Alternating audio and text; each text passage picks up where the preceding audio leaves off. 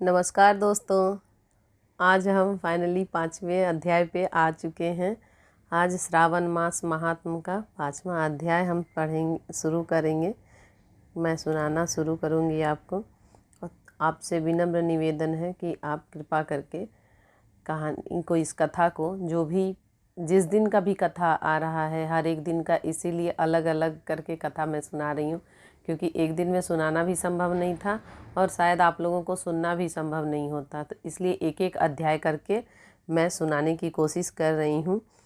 तो आइए अब स्टार्ट करते हैं। तो वीडियो को प्लीज़ ज़रूर पूरा देखिएगा, मेरा आपसे अनुरोध है। भले थोड़ी सी आप स्पीड तेज़ कर लें और पूरा ही एपिसोड को एक बार में पूरा एपिसोड ज़रूर सुनें। तो आइए अब स्टार्ट करते हैं। सावन मास में किए जाने विभिन्न व्रत अनुष्ठान और रविवार व्रत में सुकर्मा द्विज की कथा। ये आज 5वें दिन में भगवान बताते हैं सनत कुमार से। ईश्वर बोले, हे सनत कुमार, करोड़ पार्थिव लिंगों के महात्म तथा पुण्य का वर्णन नहीं किया जा सकता।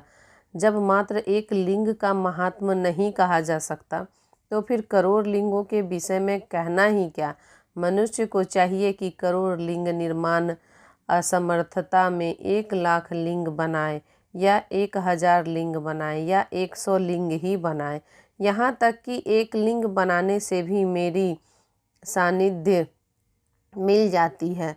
षडाक्षर मंत्र से 16 उपचारों के द्वारा भक्तिपूर्ण मन में भगवान शिव की पूजा करनी चाहिए। यज्ञ ग्रह यज्ञ के साथ उद्यापन करना चाहिए। उसके बाद होम करना चाहिए और ब्राह्मणों को भोजन कराना चाहिए।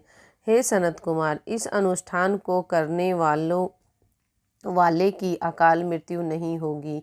यह व्रत बांझपन को दूर करने वाला है, सभी विपत्तियों का नाश करने वाला है तथा सभी संपत्तियों की वृद्धि करने वाला है। मृत्यु के पश्चात वह मनुष्य कल्प पर्यंत मेरे समीप कैलाश वास करता है। जो मनुष्य श्रावण मास में पंचामृत से शिवजी का अभिषेक करता है, वह सदा पंचामृत का पान करने वाला, गोधन से संपन्न, अत्यंत मधुर भाषण करने वाला तथा त्रिपुर के शत्रु भगवान शिव को प्रिय होता है। जो इस मास में अनुदान व्रत करने वाला तथा हविष्यान ग्रहण करने वाला होता है, वह व्रीहि आदि सभी प्रकार के धान्यों का अक्षय निधि स्वरूप हो जाता है। पत्तल पर भोजन करने वाले श्रेष्ठ मनुष्य स्वर्ण पात्र में भोजन करने वाले तथा शाक का त्याग करने वाले शाक करता हो जाता है। श्रावण मास में केवल भूमि पर सोने वाले कैलाश में निवास प्राप्त करता है। इस माह में एक भी दिन प्रातः स्नान करने से मनुष्य को 1 वर्ष स्नान करने के फल का भागी कहा गया है। इस माह में जितेंद्रिय होने से इंद्रिय बल प्राप्त होता है। इस माह में स्फटिक, पाषाण, मृत्तिका,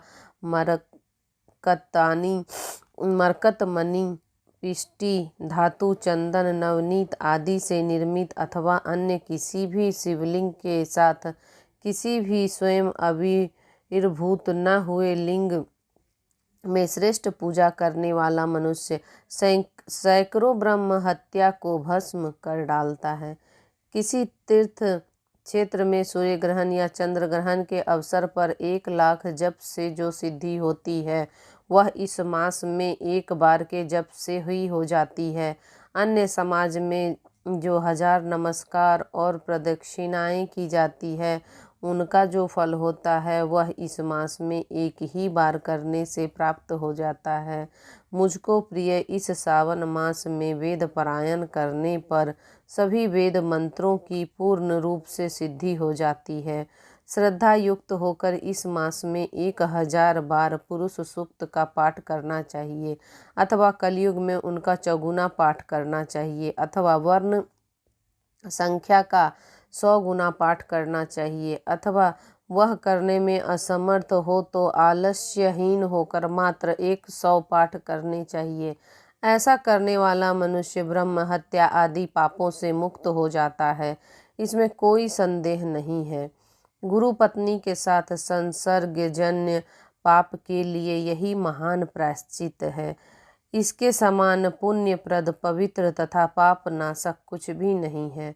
पुरुष सूक्त के जप के बिना इस मास में एक भी दिन व्यतीत नहीं करना चाहिए। जो मनुष्य इस फल को अर्थवाद करता है वह नरकगामी होता है। इस महीने में समिधा, चारु, तिल और घृत से यज्ञ, ग्रह यज्ञ, होम करना चाहिए। शिव के रूपों का भली भांति ध्यान आदि करके धूप, गंध, पुष्प, नैवेद्य आदि से पूजा करना चाहिए और अपने सामर्थ्य के अनुसार कोटि होम, लक्ष्य होम अथवा 10 सहस्त्र होम करना चाहिए। व्याहुतियाँ ओम भूर्भुवः स्वः के साथ तिलों के द्वारा भी यह ग्रह यज्ञ नामक होम किया जाता है। हे सनत कुमार, इसके बाद अब मैं वारों के व्रतों का वर्णन करूँगा, आप सुनिए। हे अनघ, उसमें सर्वप्रथम मैं आपको रविवार का व्रत बताऊंगा। इस संबंध में लोग एक प्राचीन इतिहास को कहते हैं। प्रतिष्ठानपुर में सुकर्मा नामक एक द्विज था। वह दरिद्र, कृपण तथा भिक्षावृत्ति में लगा रहता था। एक बार वह धान्य मांगने के लिए घूमते घूमते नगर में गया। उसने किसी एक गृहस्थ के घर में मिलकर रविवार का उत्तम व्रत करती हुई स्त्री को देखा तो उसे देखकर वे स्त्रियां परस्पर कहने लगी कि इस पूजा की विधि को शीघ्रतापूर्वक छिपा लो। इस पर वह विप्र उन स्त्रियों से बोला, हे श्रेष्ठ स्त्रियों, आप लोग इस व्रत को क्यों छिपा रही हो? समान चित्त वाले सज्जन के लिए परमार्थ ही स्वार्थ है। मैं दरिद्र तथा दुखी हूँ। इस श्रेष्ठ व्रत को सुनकर मैं भी इसे करूँगा, अतः आप लोग इस व्रत का विधान व फल अवश्य बताएं। स्त्रियां बोली, हे द्विज, इस व्रत के करने से आप उन्माद तथा प्रमाद करेंगे अथवा भूल जाएंगे अथवा इसके प्रति अभिव्यक्ति या अनास्था रखने लगेंगे, अतः आपको यह व्रत कैसे बताऊं? उनकी यह बात सुनकर उसमें जो एक प्रौढ़ा स्त्री थी वह उस ब्राह्मण से व्रत तथा व्रत की विधि बताने लगी। हे ब्राह्मण, श्रावण मास के शुक्ल पक्ष में प्रथम रविवार को मौन होकर उठ के शीतल जल से स्नान करके उसके बाद अपना नित्य क्रम संपन्न करके पान के एक शुभ दल को रक्त चंदन से सूर्य के समान पूर्ण गोलाकार 12 परिधियों वाला सुंदर मंडल बनाएं। उस मंडल में रक्त चंदन से संज्ञा सहित सूर्य का पूजन करें।